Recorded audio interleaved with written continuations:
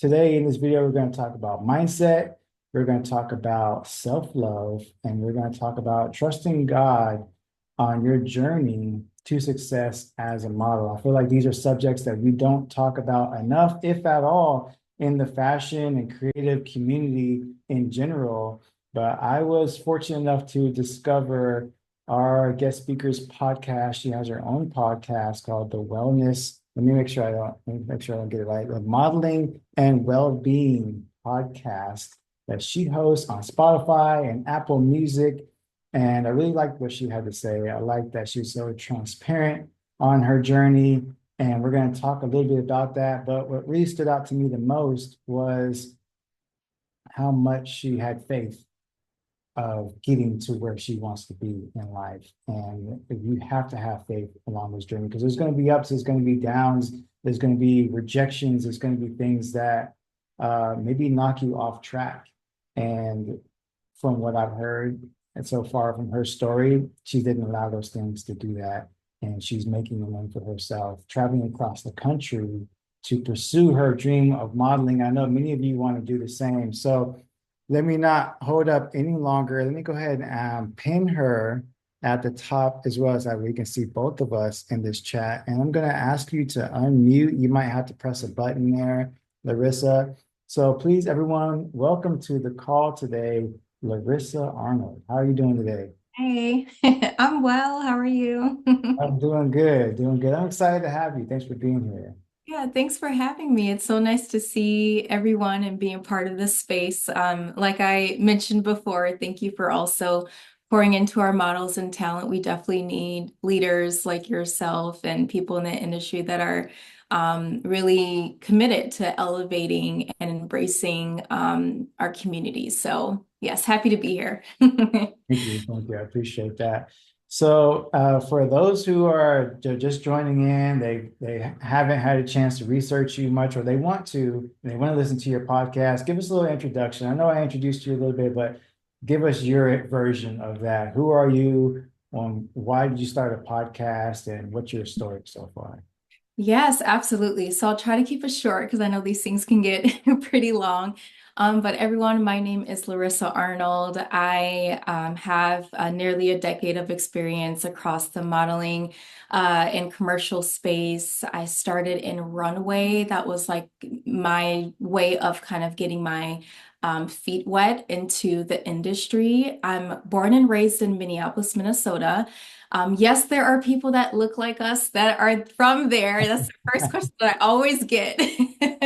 It's a small, beautiful city. And then I spent 2 years in Atlanta. And then also I just moved here to Los Angeles about 4 months ago.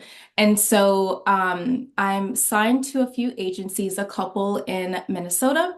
I am signed also in Atlanta. And then since I just got here, I'm in the process of getting signed as well in the Los Angeles West Coast area. So what I typically do full time is not only with modeling and acting, I'm also into voiceover acting and pursuing also TV hosting. So we have kind of three different buckets there with commercial, beauty, and voice slash personality. And what else? Yes. So in my pursuit of modeling and acting specifically, being from Minneapolis, the creative space is growing. However, what I realized is that there's a lot of siloed spaces there and a lot of gatekeeping. And Mm. so when I moved to Atlanta, it was just a whole world just opened up for me, not only across like Black culture, obviously, I love that so much, but just the fact that so many people were willing to share different resources and tips and their contacts and their information. And I wasn't used to that. Being from Minneapolis, where so many people were kind of, I would say, to themselves when it came to resources, because they were afraid of maybe not getting ahead or growing if someone were to utilize their information or resources. So I say all that to say is that was one of the influences and things that motivated me to create the Modeling and Wellbeing podcast. It was a special space for me to not only share a little bit more about my personal modeling journey, but also just sharing literally resources and tips and sharing websites and things like, okay, yep, download that new book app, or I've had tons and tons of bookings on platforms like Backstage, and here's what you should do, and here's what I recommend. I'm not a fully an expert, but I'm growing. And what I always like to say is, I always like to teach what I know and what I live out. And then the well-being piece of the specific podcast is I am also a wellness coach. So I'm within the HR space. So I kind of have my artistic side of me and then also my corporate side of me, where I've been really supporting well-being in corporate spaces for the last 8 years or so. And it's a big part of my personal journey of self-growth and development. And I really try to embody that in my personal life. I'm teaching people in corporate spaces that. And so I feel like, what is modeling without wellness? We have to take care of ourselves. So let's also normalize that there are things in the industry that doesn't always feel good, or that we have to really work on within ourselves, or practice things like affirmations that we don't talk about enough. And so that was the one thing that really motivated me again to pair the two. They're like a married couple in my head. And so I have a mix of some modeling tips, but I also have some things of, here are journaling tips or things that you can really think about as you are in the industry, or if you're not into modeling at all, you could still probably benefit from some of the wellness tips and resources as well. So that's a little bit about my background in a nutshell. I love traveling, solo traveling. I love beaches, all that fun things. I went skydiving once, fun fact.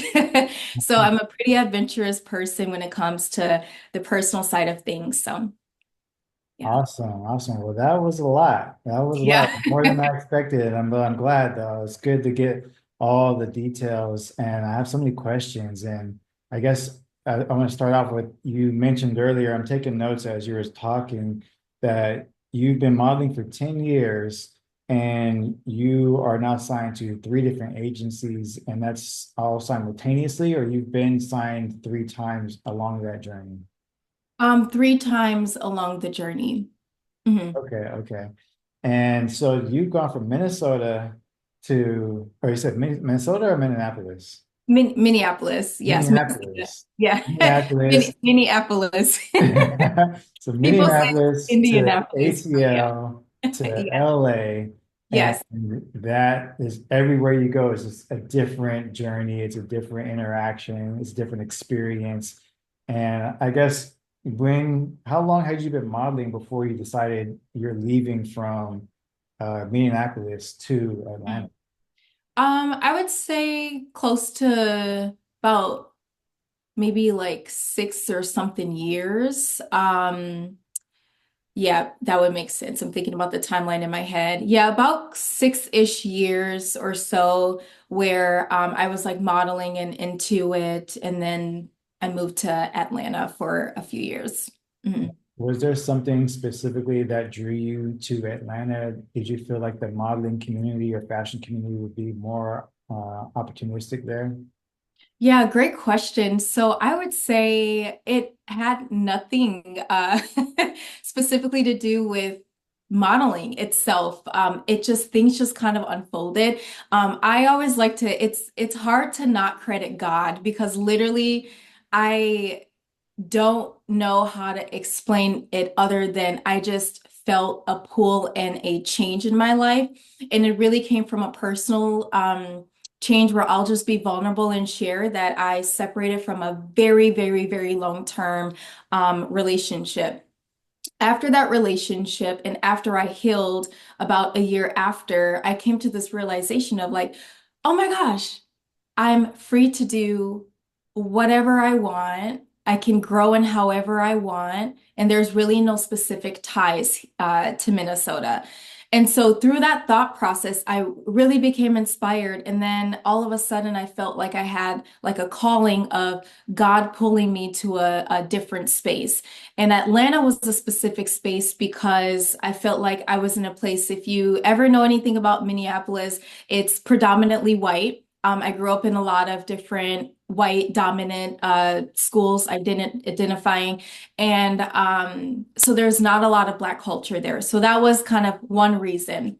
And then the second is specific to like networking, because at this time I was also exploring a little bit more of the entrepreneur side. And then that all kind of came full circle to like modeling and acting. So when I came to Atlanta, I started to discover and do a little bit more acting as well, background acting as well as table reads.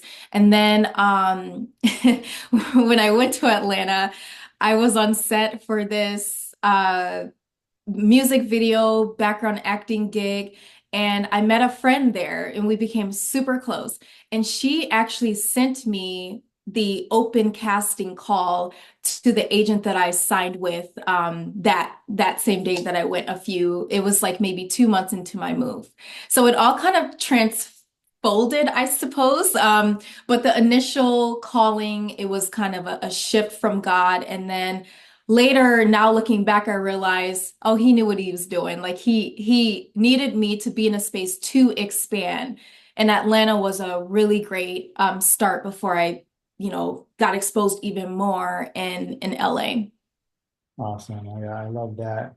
Like just being able to tap into that level of trust to Hmm. uproot your life and go to somewhere that you've never been before. Maybe you don't know anybody there. Because Yeah. I experienced that type of transition as well. I didn't leave cities, but I did leave my full-time job after 13 years. Mhm. And I remember just the emotional state that I was in, the feeling what type of decisions am I making for myself or close loved ones?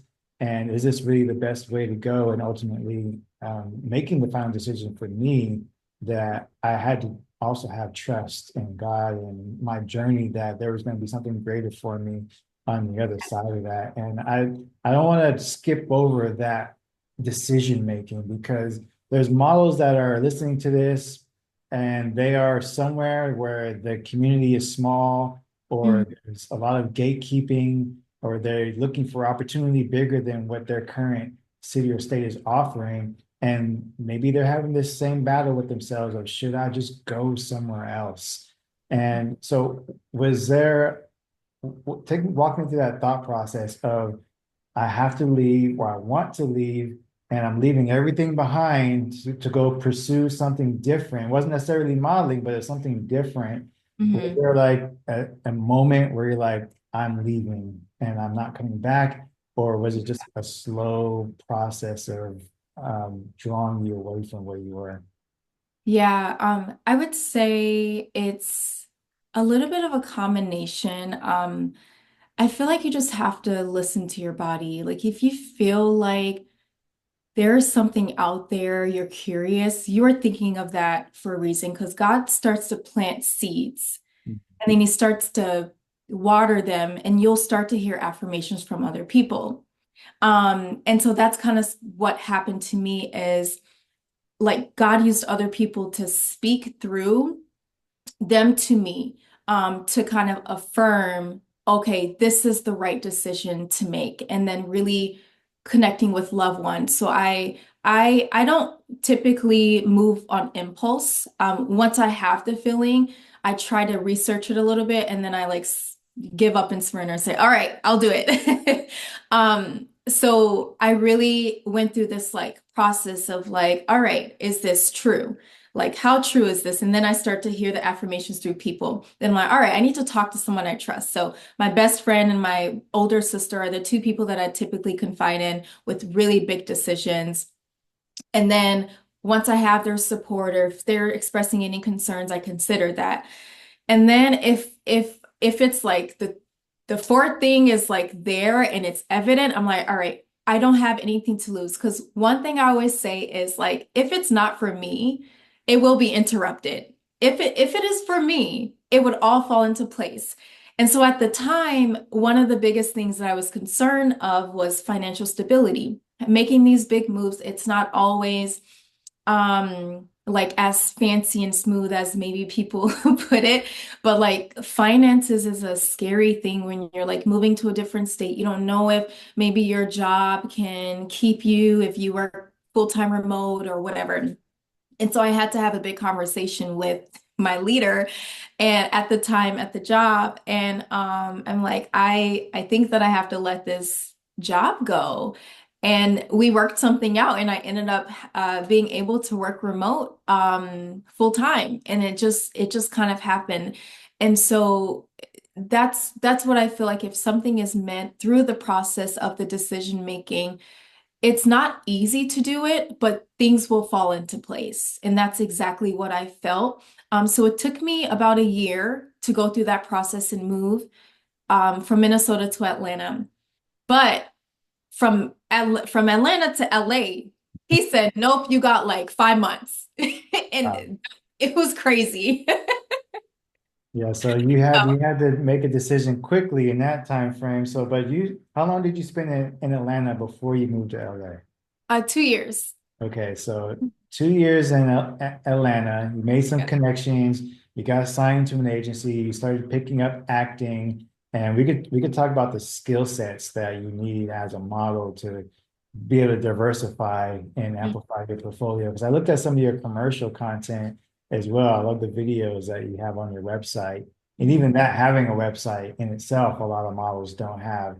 But in regards to the journey, you went off and you pursued it, you met people, you got feedback, you got resources, you got tips, people were giving you advice. And then within a short time period, and I know this was unplanned, you again had to move or decided to move from Atlanta to LA. Yeah. Yeah. So what was the decision making in that time? Like what led to the next move? Yeah, that's crazy, Christopher, because I'm still trying to wrap my head around it. But as I'm starting to put the pieces together, a fun fact, I've never been to Los Angeles before last year. My close college best friend lives in San Jose. She works for Apple. So I was visiting her last year in February, so just almost a year ago now. And we took that weekend to visit LA and then we drove back up to San Jose. And then it was the moment when I came back home where I like felt this I feel God in my body. So I usually feel like this like whoosh inside. And so I felt that and I'm like, oh no, I know a change is coming and I need to explore it.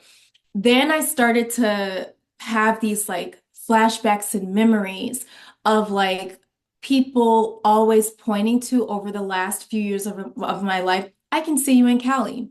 I can see you in Cali. Oh, I didn't, why Atlanta? I feel like you should move to Cali. And then so again, that second step of affirmations through people, but it was kind of through memories where I'm like, oh my gosh, it makes so much more sense why the signs were always there. It was just a matter of alignment. So what I felt in Atlanta, in my body, I knew that that wasn't the space where I would like be settling forever. I just felt like it was kind of a pit stop. And at some point, I was like, yeah, maybe I'll move to Cali in like my mid 30s or late 30s or something like that. But no, it happened like way sooner. And so when I started to feel that, I just explored it. And then I was like praying on it. I was like, all right, well, and it was a coincidence because my lease was up that same year in August. I'm like, are you sure? Not like another year. But he was like, nope, like start to sell everything. Just it's time to go. Because what I figured is Atlanta was a starting point of me kind of transitioning on my own, expanding, building up my base, building up my foundation of who I am as a Black woman, getting affirmed in my voice, starting something like the podcast and seeing that there's other Black entrepreneurs doing the same. And LA is a space for me to execute that vision to the audience that God wants me to. And so I believed in that, and it's crazy 4 months in. I've had amazing bookings, like more than I've had in a year of being assigned to an agent, and it's just wild. But so that was kind of that, and I just kind of upped and moved. I was like, this is crazy. But I appreciate my time so much in Atlanta. Nothing was bad about it. It was just time for a change. Absolutely. Yeah, and I want to talk about like where does that connection to God come from for you? Mm, There may be people that had it, lost it, never had it, looking for it now, and they're in uncertainty with being able to hear and listen to that voice. Because I feel like we all feel or hear something that's calling us, that's leading us to a certain direction. And but sometimes we need to learn to we have to fail over and over and over again to feel like, all right, let me just go ahead and listen this time. Or sometimes people just they never do. And yeah. but that connection that you have, you've brought it up multiple times now, and Yes. you've Mhm. learned to tap into that and listen to it. Were you brought up in the church, or did you have to go through your own failures of experiences before you gave into it? Yeah, I grew up in church. I have family that's from Benton Harbor, Michigan, old school Baptist church. And I feel like it's just been like rooted in me from a really young age. And it's just carried with me. But I would say like in high school, I was a little bit disconnected from like God. And then I kind of found my voice again through Young Life. If you don't know what that is, it's kind of like a program for young adults and teens to stay connected to the source of God.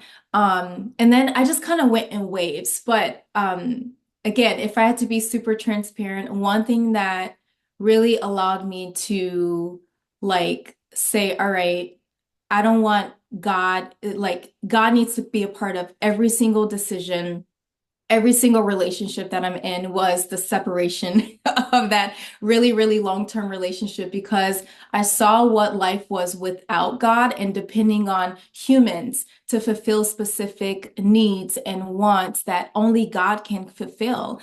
And so after my healing process and trusting God in that healing process, I'm like, oh my gosh, I can't unsee what God has done for me in that really, really hard time.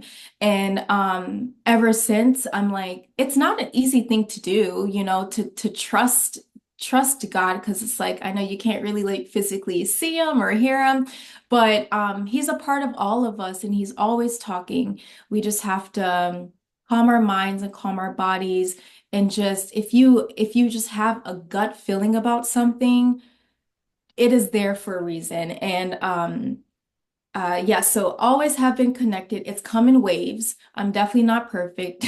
I definitely can do better at staying connected, but it's a journey, it's a relationship. And, you know, we've all been through hard times where at the end, everything has been okay. We all made it fine. And that's your evidence right there. Whether it was a heartbreak, whether it was you end up stranded on the road and you got a flat tire and then all of a sudden AAA came up quicker than you thought. Signs are always around us that he's working in our favor. And I believe and I trust in that and I see that in my life and also in others. Absolutely. Absolutely. By the way, if you're watching this live right now and this is resonating with you, scale from 1 to 10, let us know in the chat if this is valuable information to hear Larissa's journey and maybe even applying it to your own. Scale from 1 to 10, how valuable is this information as we continue this conversation? And don't be afraid to ask questions as well. If you want to know something and you want us to resurface on a specific subject or topic that we breezed over, and just go ahead and put that in the chat as well. I see a lot of comments coming in. 9 out of 10. Fatima says 1,000. Jason says an 11. Okay, great. So I've become aware that there's a group of models that could classify themselves as Christian models. I know a Mm, couple personally, they say that they are specifically Christian models. I don't know that you're Christian. You mentioned Baptist earlier, and it doesn't particularly matter the religion per se, but do you classify yourself as a Christian model or a religious model? And if so, how does that how does that affect the type of bookings or the jobs or the photos that you take as a model with this strong relationship with God? Because sometimes I've had conversations with supermodels and everyday models that they're approached with swimwear, lingerie, or just maybe even doing something that is not sexually forward, but is empowering as a woman's body, and it maybe can be revealing. Even walking in fashion shows, you are the model, the coat hanger, if you will, and you are told what to wear, how to dress, and how you have to deliver certain emotions on camera. So do you turn down certain jobs, or do you navigate your career a certain way so that you can avoid having to wear certain items? So how do you handle those types of interactions? I love that question so much, because it's so important.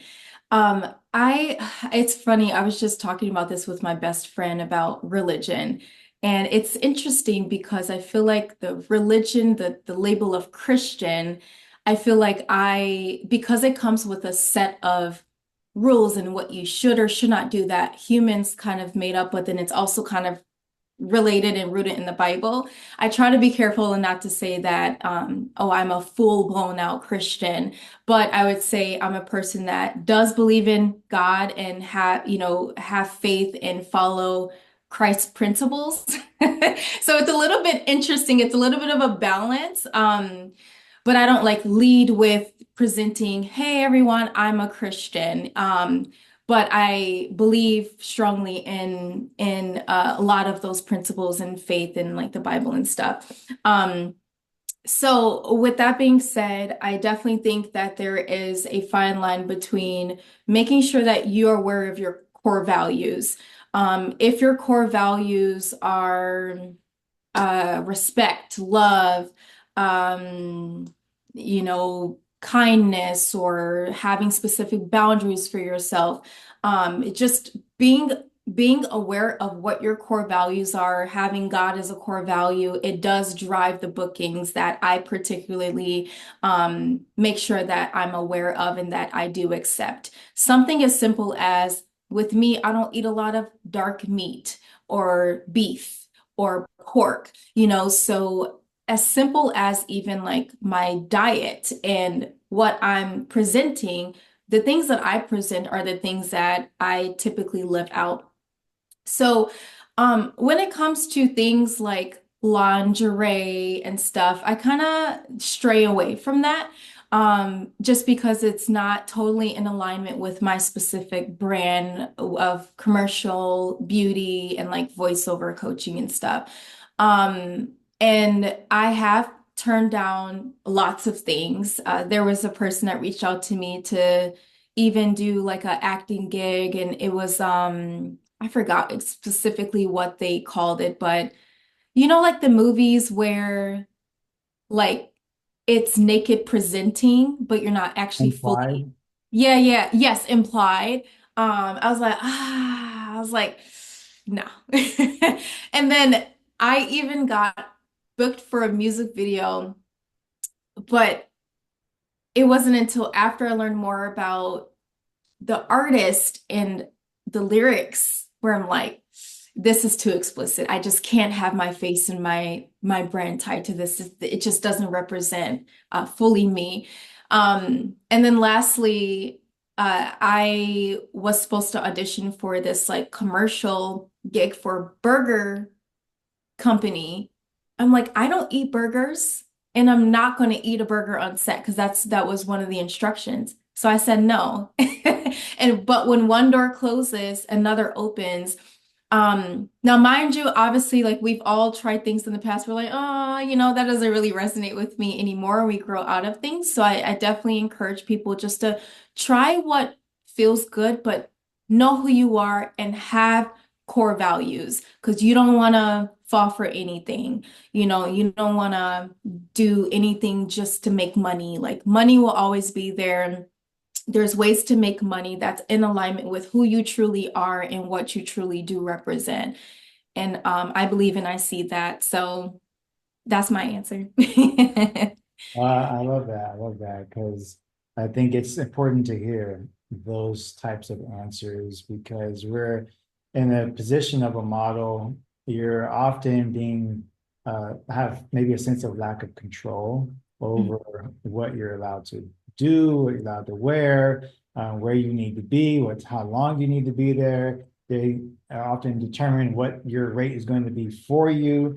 And it sounds like you've had experience with both freelance and with signed work. And Mhm. agencies specifically, they send you jobs and opportunities based on what they believe you're going to be a good fit for, or Yeah. what the company, if you happen to have to look at the company is uh, wanting to for their campaign, then they're going to send you those opportunities.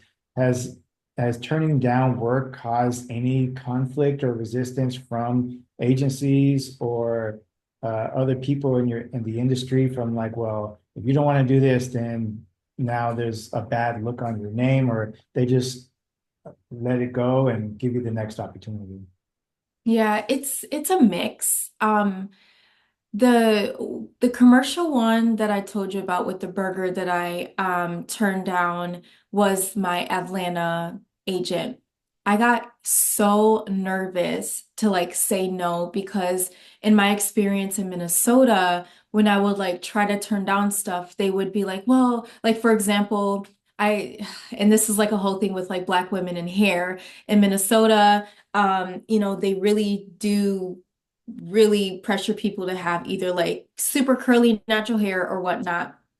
And so, um, I just got my hair braided and then I only had it braided for like a week, but I got booked for this like commercial. And then I was like, well, I just got my braids done. Like, is there any way that I can just like keep it?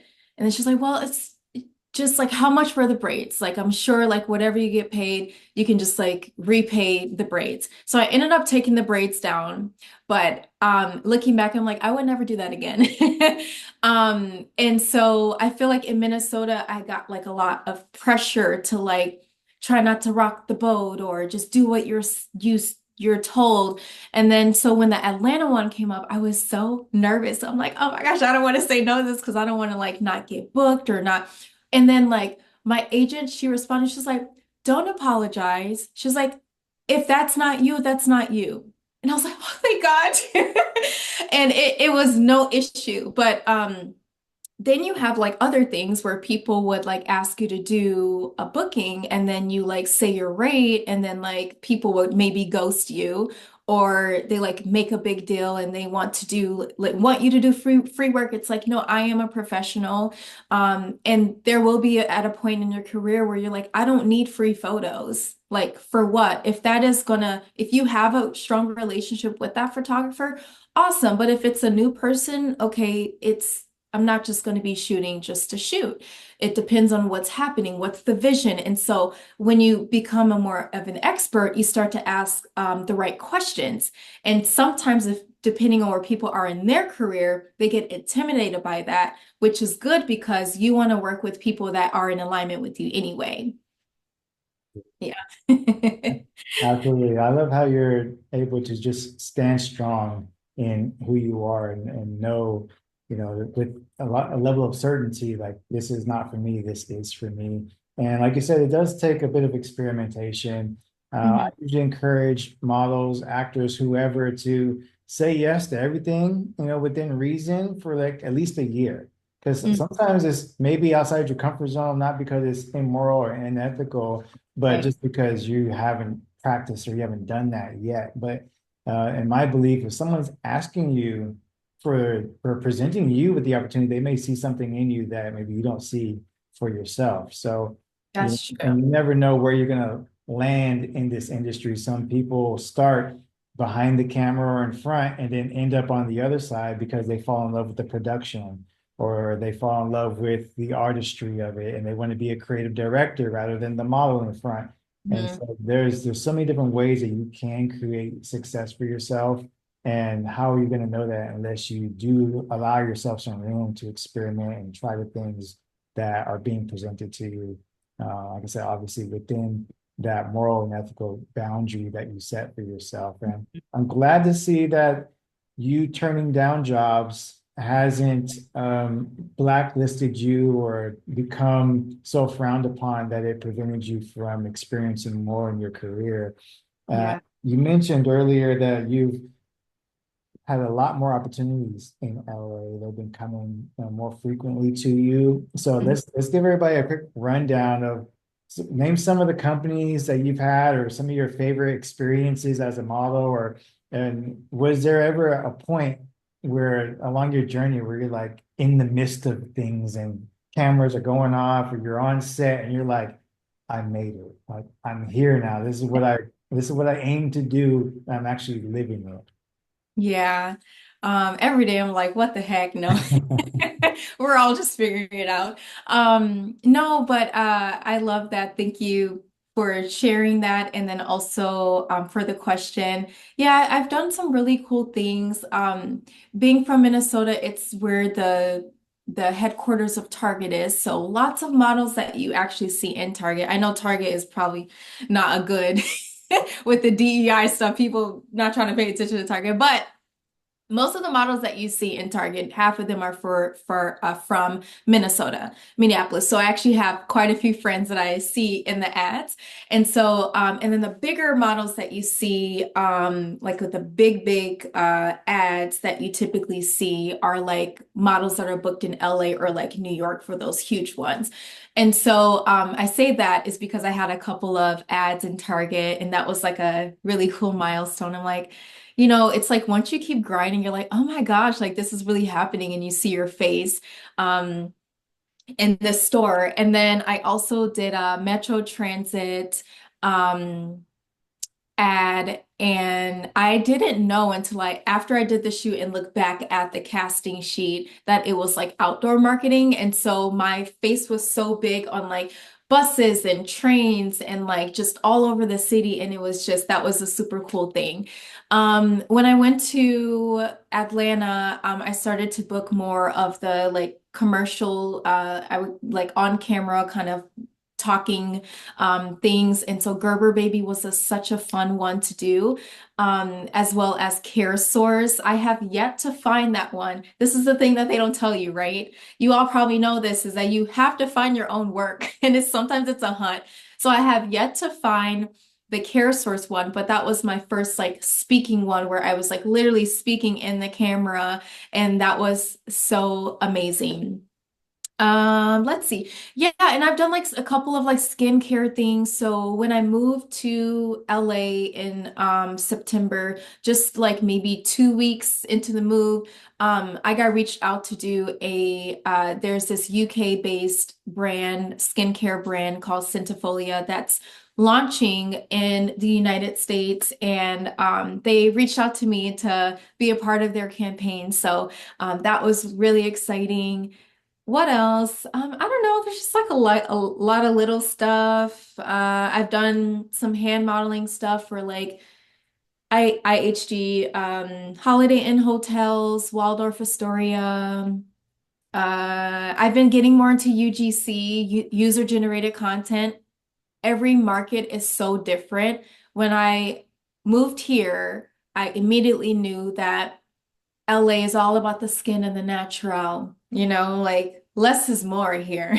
In Atlanta, you little more razzle dazzle, more makeup. Here, like you can get away with just work on your natural skin and people love it. And that actually attracts like a whole different kind of component of modeling, specifically UGC stuff, where people want to send you stuff and you talk about it, and you get paid maybe like as little as $100 just to make a video. So I've been discovering that as well. There's so much more, but those are a couple of things that comes to mind. No, that's awesome. Being in Target, yeah, at this time point in time, there's a little controversy Yeah, around I that know. brand, but I do know that Target has always been like Target and Old Navy has Mm, been like at the top of so many models' lists of being able to accomplish that. So that's a big deal. Congratulations on that. And thank you. so even with UGC, and so these jobs, the smaller work that you're getting that doesn't interfere with your contract from the agency, because Mm, I know a lot of agencies are exclusive. they only want you to take or receive jobs that they send you, or are they the ones that are sending you this UGC available work? Great question.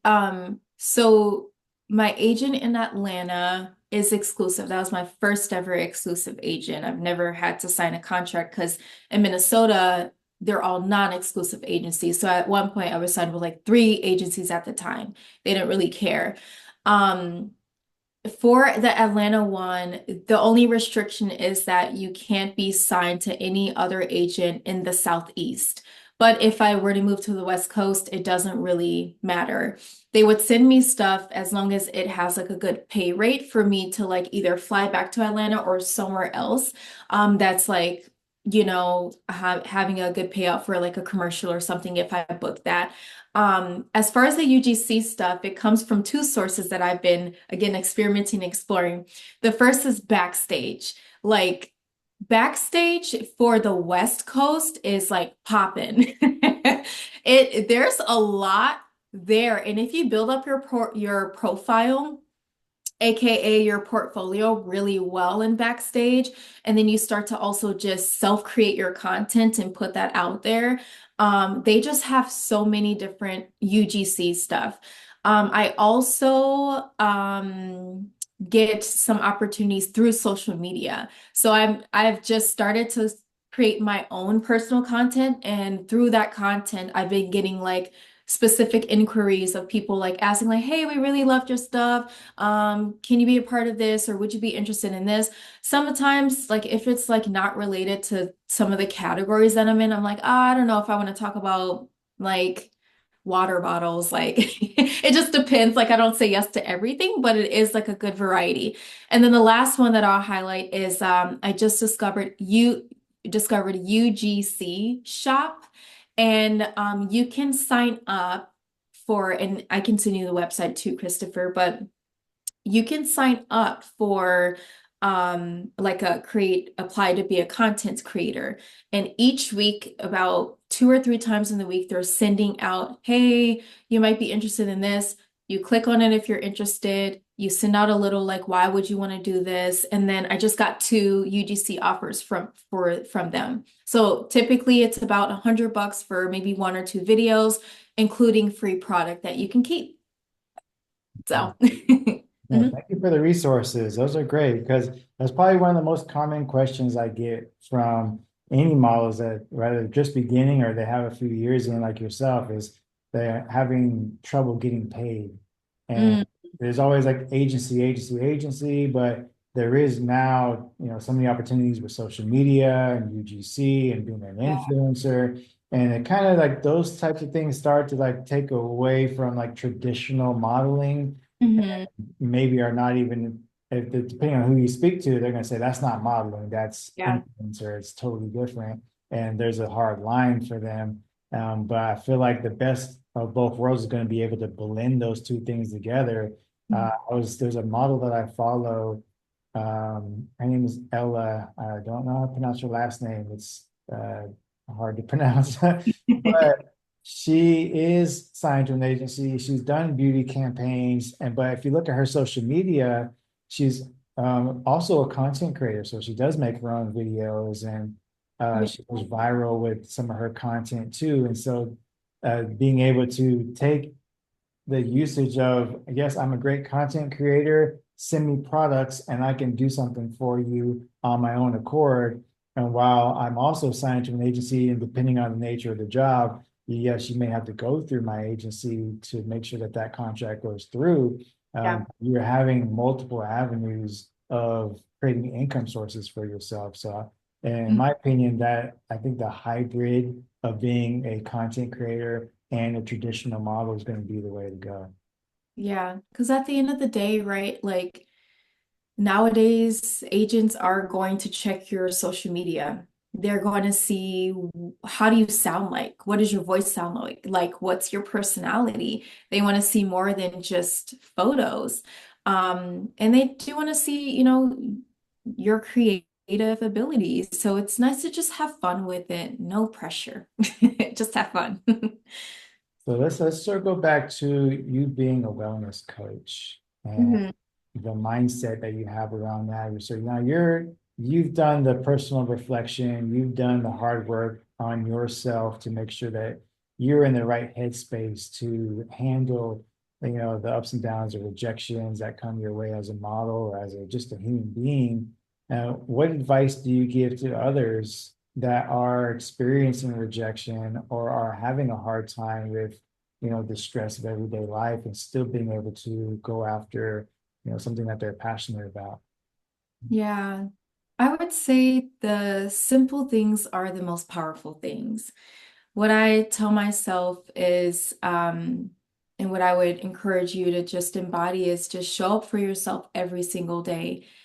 I don't care if it's okay, you only applied to one little thing, or you decided to just get up and move your body and work out because we have to take care of our bodies as well, as a talent. Just do something small every single day to show up for yourself. And like don't give up on yourself because it can be super easy to compare to other people with more followers or thinking that people are better for X amount of reasons, but there's only one you in the world, by the way. Like, period. There is no one like you. There is no one else that God created you. You are you. So no matter what, like there is a path for you. And if this is something that you really believe in it and give it your all and give it time. I have been practicing so much patience lately, and I've seen within my life and within other people's life that things will unfold in its time and when it's supposed to. If it's not happening now, that's because of maybe preparation needed or something else. But when it's time to have those opportunities, you want to be prepared for it. So manifest and live and do things every single day for that end goal. And have fun. You just have to have fun and try new things. Like, don't make it too serious. Like, because if you make it too serious, you're going to be discouraged. You're not even going to want to do it. Like, no one wants to live a life like that. Just have fun. Have fun with life. We only get one. Yeah, I try to surround myself with people who are on the more positive side of thinking in life, that are joyful, that laugh a lot, that smile, and it's contagious. When you get around somebody who has great energy, no matter what mood you're in, when you get around that person, your energy goes up. Those are the type of people I try to surround myself around, and you have to be able to have a certain level of discernment of, yeah, you're going through a hard time, but you're going through a hard time so much so now you're bringing me down. And sometimes it's hard to step away from or give distance to people that you love and care about when they are going through certain situations, when it's a constant of like they're the center of all the things that negative happens. And yeah, there's a line between wanting to be there for someone, but also having to have a boundary for yourself to keep yourself, continuously growing. So give us some like tangible steps of what do you do for your own self-care? Do you take a whole day to yourself, put your phone on D&D, do some skincare in the mirror, listen to music, and like what do you do so if someone is stressed out right now, they are tired of being around negative people or tired of feeling negative themselves, how can they, take steps to move out of that? Yes. So the first step I would say is give yourself some self-compassion. Like honor your body, listen to your body. The second step is knowing that you're not alone. And the third step is asking yourself, what do you need, right? Depending on how we're feeling, the needs could change.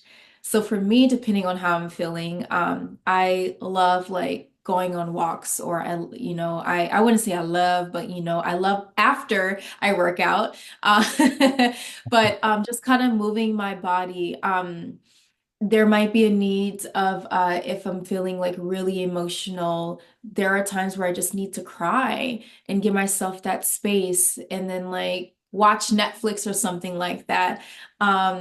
Journaling is something I need to get my thoughts out. I love that.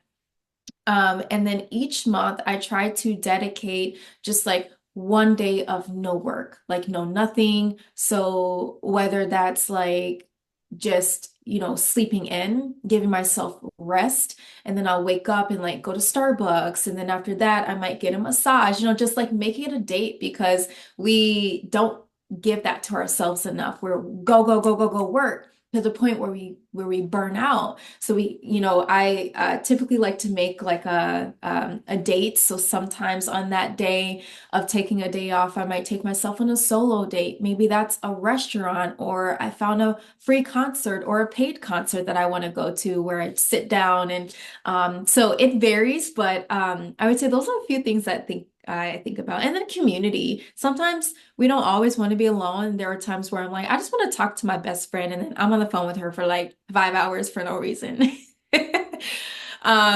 So yeah, that's how I like to take care of myself, my mind, my body. Meditation also allows me to have a grounded um space in my mind and my body and my heart. Sometimes I do try to do things to get myself outside of my head if that were the case. So yeah, that's what I'd say. Love that. Love that. There was a time frame when I was so, I guess, desperate for change of my environment that I would meditate 3 times a day. Mm, I would wake up a little bit earlier just so I can have that morning time of just quietness before I touch my phone, before I enter into the world. And it's telling me everything I should think about. And I would take at least 10 minutes to just sit and think with my eyes closed. And then I would go to work. And then on my lunch break, I'm going out, heating up my food as fast as I can, going to sitting in my car and just having that hour, that 30 minutes or whatever it was to just decompose from my coworkers and mm, all the people that are around me at that time. And then our last would be like before I went to bed at night to just clear my mind from my day. And I did notice the change of my mood, the change of my optimism on outlook of life, and even my clarity in the direction that I wanted to go in. Because a lot of this conversation we're talking about is your journey, what led you there, what happened once you got there, but you had to take action to do that. And in mm, order to take action, I tell people like it starts with the thought process. Your thoughts lead to emotions, your emotions lead to actions, and actions lead to results. So you got to work backwards through that. If you want a specific result, you got to change your actions. And if you are having trouble making those actions, is because maybe you're not emotionally connected to the action that you need to do. And if you have to change your emotion, you have to change your thinking. So I love that you have like a set day for yourself when you're feeling overwhelmed or emotional to like, hey, let me take a step back. Let me mhm. go on a walk. Let me go to the gym, even though I hate going to the gym. But like you love the result, right? Like you hate the act Love-hate of doing it, but relationship the there. result is there. And so that's something I'm trying to implement back into my routine because I tend to get stressed out. And then the gym is like the last thing on my mind because I just want to Yeah. like, oh, I have to work because I have to change this thing. Mm, And like giving yourself, that wiggle room to say, hey, you know what? Let me put this aside. Let me work on me. Let me get clear in my space and find the clarity that I need before I go and try to tackle this problem day after day. yeah. So I appreciate you being here on this call today. Tell people where can they find you? How can they listen to your podcast? Or where should they follow you on social media? All that jazz. Yeah, so I am on Insta and TikTok, but we know TikTok could go away at any second again. But my at name is, and I can type it in the chat too, but at Rissa Snugs. So SASNUGGS. And so that's a good way to follow me on social media. I have been trying to do a better job at like posting more regularly. So that's my handle. And then as far as my podcast goes, it's just Modeling and Wellbeing Podcast. So it is on Spotify and then also Apple Podcast. Um, and if you ever want to contact me directly about any questions or anything, or if you want to connect, I'll drop in my email as well. It was Awesome. so good seeing everyone. Thank you so much for having me, Christopher. Yeah, no problem. Thank you for being here. It's been a pleasure speaking with you about all these things. I look forward to continuing, our relationship. And next time I'm in LA, like I told you on the phone, we were going to go down there before the fires happened. And that same weekend, people were like, yeah, you may not want to come down here. Yeah, it I was kind of like, how bad is it? Then I was like, oh was yeah, bad. It was bad. we got to Yeah. reschedule. I even know that you were affected by that temporarily, right? Yeah, I did evacuate. Like our power was out for like a day and then so I'm in like the Woodland Hills area and then it was kind of coming like up north. So a little bit closer because like Calabasas was starting to get the evacuation. And then this is my first wildfire, so I'm still learning. So I'm like, I started to get the notification and like the power was out. There was no like hot water. It was just ridiculous. So I ended up just driving up north for about a week until things kind of came down because the air quality was horrible here. You would think that the sky was clouds, but it was smoke. It was smoke. It was, and I feel so sad. So if you all want to, support our Palisades and Altadena communities, I encourage you to do so. That's something that I'm sure they'd appreciate because people have lost so much, and it's a very, very unfortunate situation. Mhm. Absolutely. If you have any resources on how people can do that, definitely share them. I don't know if you know any off the top of your head, but you can also send them to me and I'll post them. I'll send out an email blast, or if you're watching this on YouTube, I'll put some link below in the show notes. But yeah, thank you again for being here. Any final words that you'd like to give our audience or people that are maybe starting this modeling journey and trying to figure out how to trust God along their way? You got this. Keep going. I know people say the same thing, but it's truly like there was a point where I almost like gave up and I'm so happy I didn't. Everyone is on their different timeline. Do not compare your journey to other people's because we all have different talents and just assets to bring into the industry. And I want you to trust your journey. And again, like have fun with life. I always talk to older people and ask them for pieces of wisdom. And some of them, they just always say, I wish I would have laughed more and I wish I would have just had fun with life a little bit more. So yes. And I'm cheering for you. Don't hesitate to reach out. I'm here. Awesome. I appreciate you. I won't hold you up any longer. I hope to continue learning more from you and listening to your podcast as well. So, everyone, if you're on the call today, make sure you're following Larisa on all platforms. Follow each other too. So, you might drop your Instagram names and we'll all just do a follow train here. But that's it for tonight. I know sometimes we like to drag it out and answer questions and keep going for another hour and a half. But we won't do that tonight. So we'll be here next week, Tuesday, 6 p.m. I did just drop a link in the chat as well. If you're not already on the email list, you can register and you'll get notified as we get more guest speakers and we talk about more subjects.